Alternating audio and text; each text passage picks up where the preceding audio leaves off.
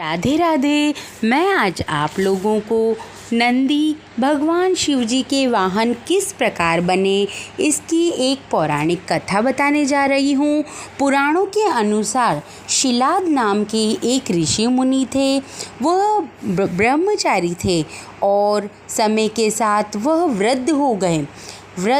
जैसे जैसे वह वृद्ध हुए तो उनको चिंता सताने लगी कि मेरे तो कोई संतान ही नहीं है।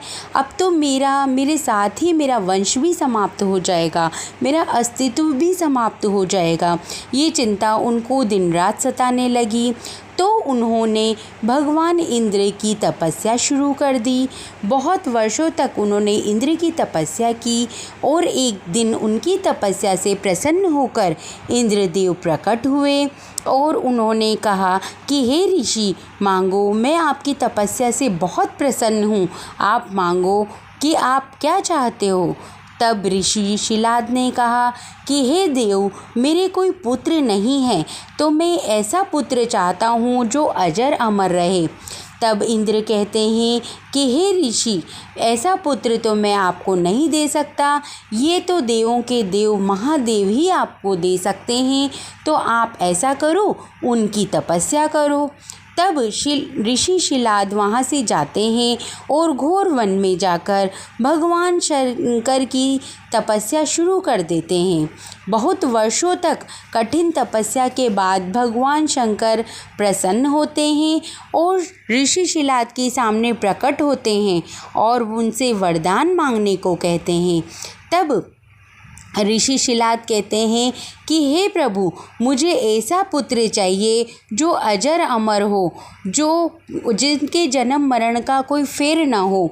तब भगवान शंकर कहते हैं कि वैसे तो मैं परम पिता हूँ, मैं सारे जगत का पिता हूँ, पर आप मेरे पिता बनेंगे और आने वाले समय में मैं आपके पुत्र के रूप में जन्म लूँगा और मेरा नाम नंदी होगा।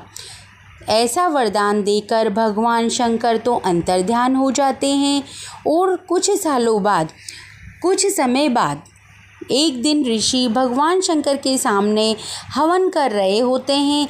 तभी हवन में से एक बहुत ही सुंदर बालक का जन्म होता है और उस बालक को लेकर ऋषि शिलाद अपनी कुटिया में आ जाते हैं और बड़े ही प्यार से उसका लालन पालन करते हैं।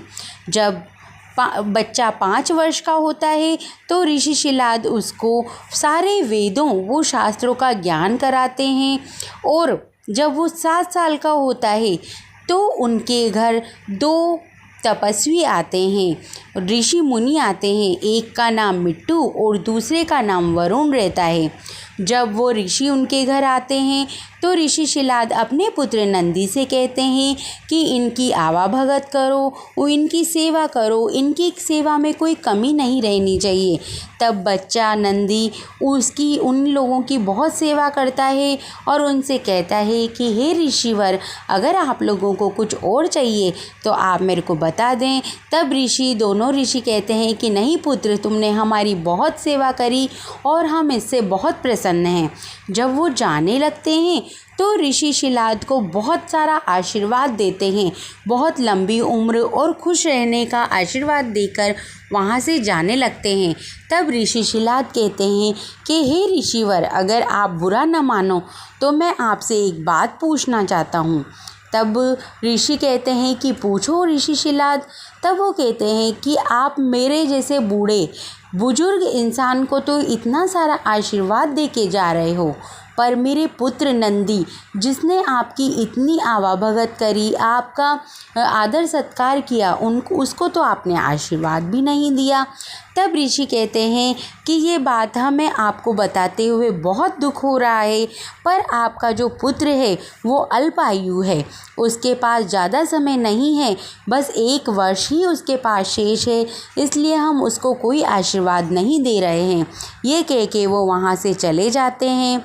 ये बातें सुनकर ऋषि शिलाद अंदर जाता है और अपने पुत्र को सीने से लगाकर खूब ज़ोर ज़ोर से फूट फूट के रोने लग जाते हैं।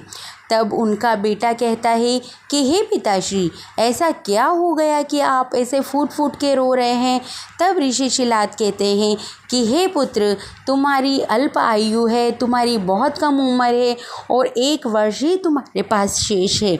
तो यह सुनकर बच्चा हंसने लग जाता है और नंदी कहता है कि हे पिताजी, आप तो कहते हैं कि मैं शिव का अंश हूँ, मुझे शिव जी ने ही दिया है, तो जब उन्होंने दिया है तो मेरी रक्षा वही करेंगे।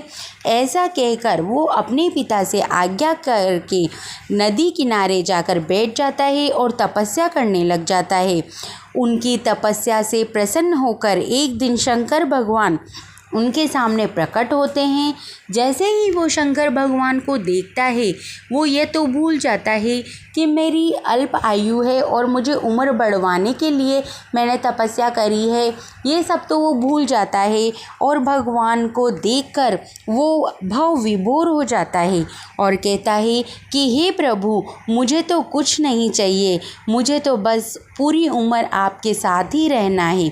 ऐसा सुनकर भगवान शंकर कहते हैं कि हे पुत्र, तुम अजर अमर बनकर मेरे साथ ही रहोगे, तुम्हारे ऊपर जन्म मरण का कोई असर नहीं होगा। तो वो देवी पार्वती से कहते हैं कि हे देवी, मैं इसका अभिषेक करना चाहता हूँ और इसको गणों का अध्यक्ष बनाना चाहता हूँ। तब माता पार्वती कहती है कि हे प्रभु, आप अगर इसे गणों का अध्यक्ष बनाना चाहते हैं तो आप ज़रूर बनाइए, पर ये मेरे लिए शिलानंदन है, मेरे पुत्र जैसा है, इसलिए ये मुझे बहुत प्रिय है। ऐसा कहकर भगवान शंकर अपने गणों को बुलाते हैं और गणों को बुलाकर नंदी को गणों का अध्यक्ष बनाते हैं। फिर उसको अपने गले लगाते हैं और उसको बेल का चेहरा देकर अपने वाहन के रूप में स्वीकार करते हैं। तभी से शंकर भगवान के गणों में सबसे ऊपर नंदी का नाम आता है और वह गणों का अध्यक्ष बन जाता है और शिव जी की वाहन के रूप में उसको जाना जाता है। तभी से शंकर भगवान की मूर्ति के साथ नंदी की प्रतिमा भी लगाई जाती है। आप देख सकते हो, जहाँ जहाँ भगवान शंकर की प्रतिमा होगी वहाँ पर नंदी जरूर होगा, वो उनको बहुत प्रिय है। माना जाता है कि भगवान शंकर तो हमेशा ही तपस्या में लीन रहते हैं, वो तो हमेशा ही समाधि में रहते हैं, इसीलिए भक्त अपनी जो मनोकामनाएं रहती हैं वो नंदी के कानों में कहते हैं और माना जाता है कि भक्तों की मनोकामना शंकर भगवान तक नंदी ही पहुंचाता है। इसलिए शिव जी का वाहन और शिव जी का प्रिय भक्त नंदी इस प्रकार उनका वाहन बनता है। अगर नंदी कि ये कहानी आपको पसंद आई हो तो इस चैनल को लाइक, शेयर और सब्सक्राइब ज़रूर कर दें। धन्यवाद।